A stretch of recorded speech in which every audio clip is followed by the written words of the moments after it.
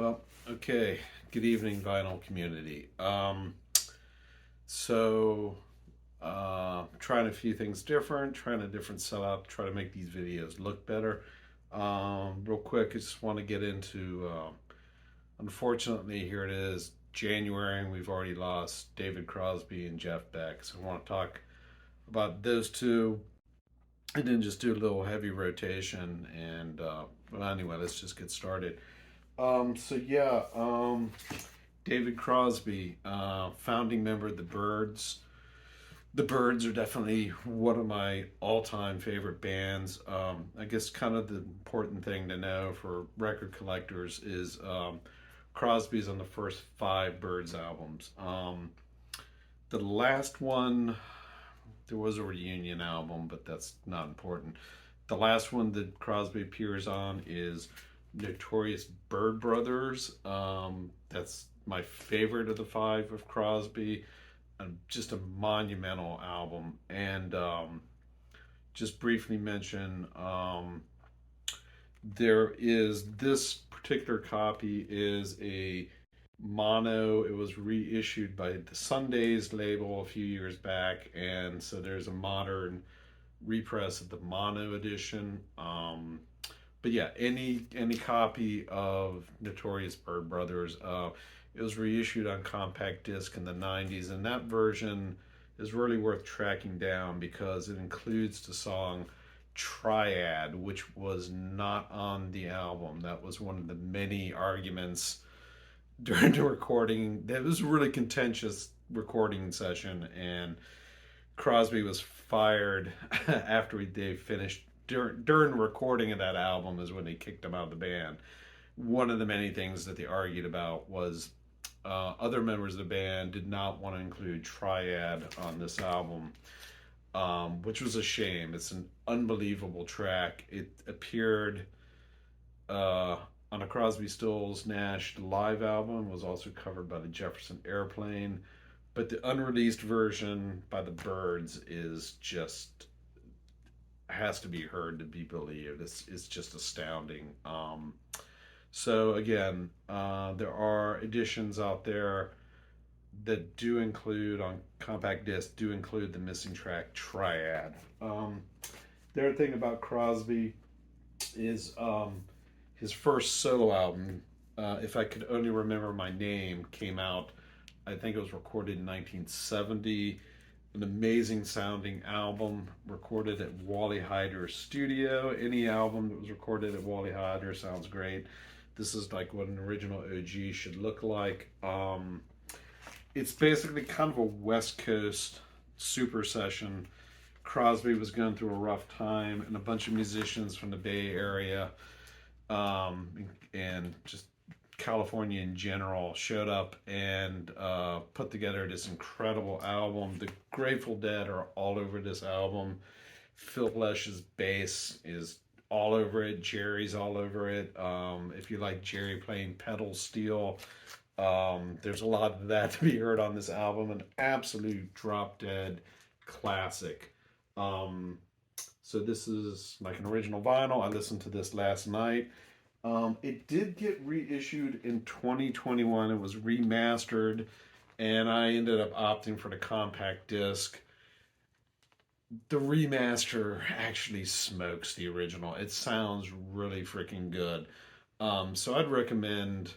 It was also reissued on vinyl. For whatever reason, I just went for the compact disc, perhaps because it had some bonus material on it. And then in 2022, it gets reissued again on MoFi. So I can't speak about that one, but I'd say if you want to hunt down this album, if you're new to this album, get the 2021 remaster. It sounds just incredible. So on to Jeff Beck. I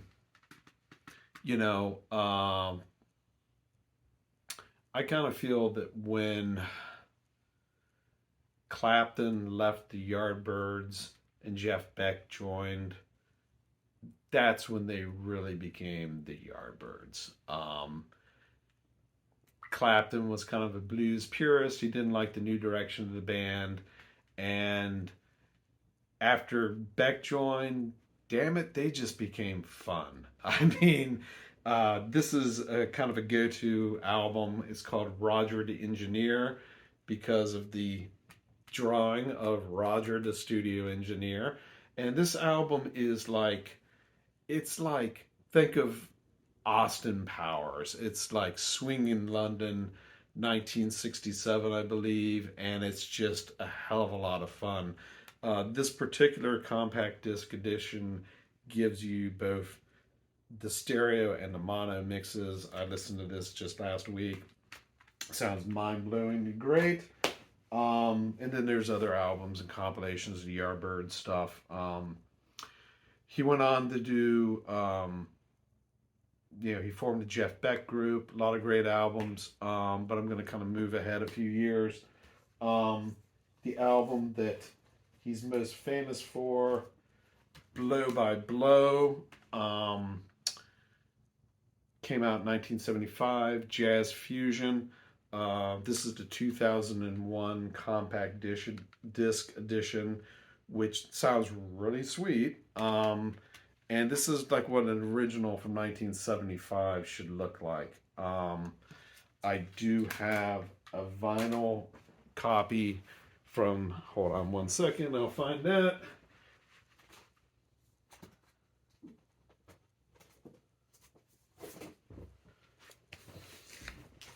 So this is my vinyl copy. It is a later reissue, kind of looks like this. I'm gonna say that the vinyl is slightly better than the compact disc. I know that there's half-speed masters of this. There's SACDs.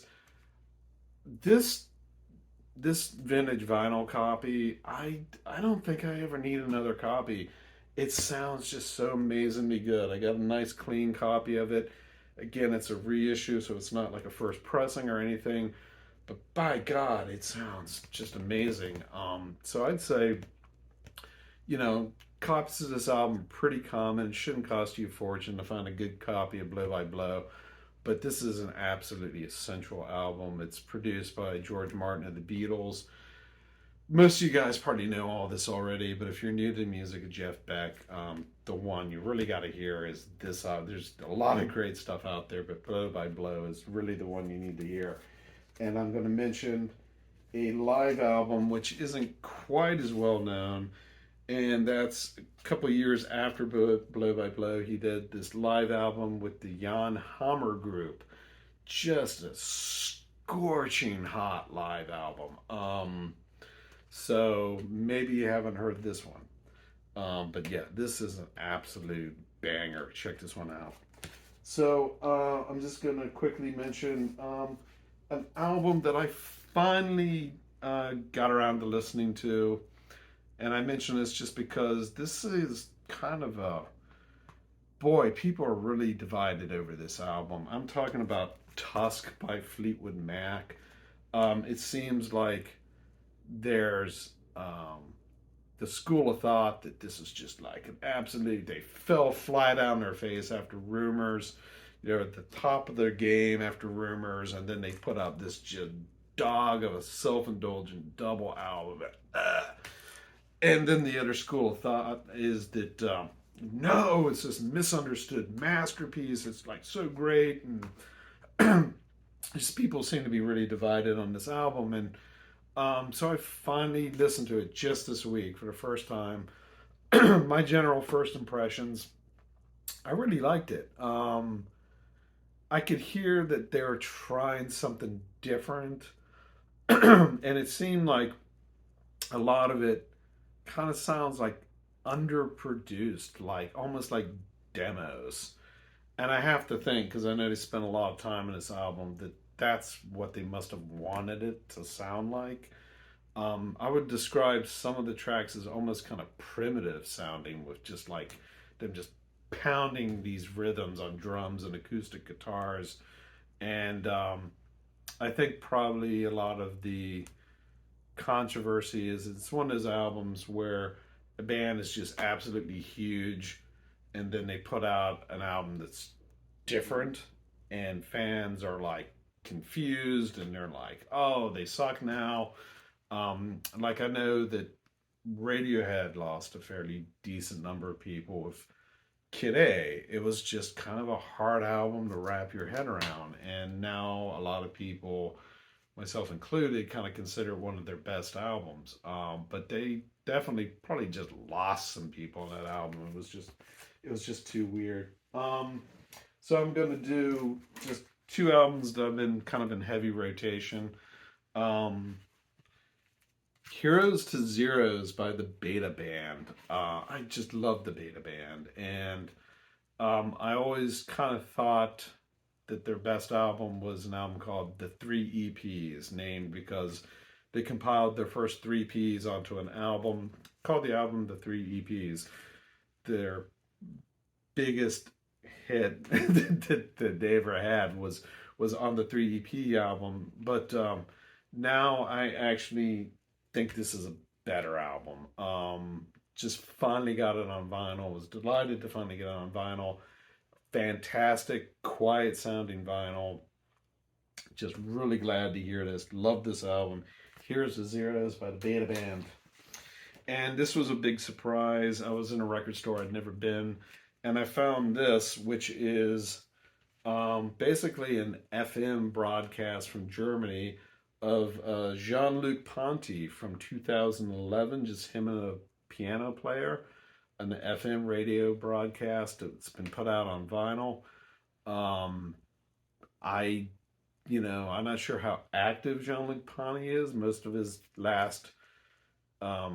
most famous albums are from the 70s. And I know he carried on into the 80s, and then he just kind of went quiet as far as I know. And so I was really surprised to hear a pretty recent modern recording. And the man has not lost a step, or at least as of 2011. It's just dynamite, just duets, him and a keyboard player. Big surprise. It's nice to hear like a really modern recording of Jean-Luc Ponty. Who I just think is an amazing musician, played with Zappa, and just I had no idea this album was even existed. So if you see this, don't hesitate. It's great. The sound quality is amazing. Highly recommended music by Jean-Luc Ponty. And the last thing I want to touch on real quick was a couple of years ago, there was a vinyl tag, and one of the questions I thought was a great question is, name an album that you'd like to see get a re-release on vinyl. And I answered the question at the time. Here's another one that I'd really like to see get reissued. The name of the band is 16 Horsepower. The name of the album is Sackcloth and Ashes. So they are sort of, I've heard them described as Gothic Appalachian. They're sort of almost like bluegrass music mixed with like Echo and the Bunnymen or Bauhaus or maybe Nick Cave. There's just kind of these dark, ominous vocals, but the music is kind of like on acoustic guitars with some electric in there as well. It's just hard to describe, but almost like Appalachian bluegrass meets punk or goth. And I just love like the artwork where they seem like they're trying to recreate some old timey photograph. This guy looks like he's about ready to lop the head off that chicken there, and just here they kind of look like coal miners, and they're just trying to go for this really old Americana look. But just a stupendous album. That there's many albums that we'd all like to see get a reissue. This is one I'd like to see. It's Sackcloth and Ashes, again the name of the band, 16 Horsepower. So a quick little video. Sorry that we're all saddened to hear that we've lost Jeff Beck and David Crosby. But let's celebrate the music of Jeff Beck and David Crosby. Happy 2023, everyone. Y'all have a good night.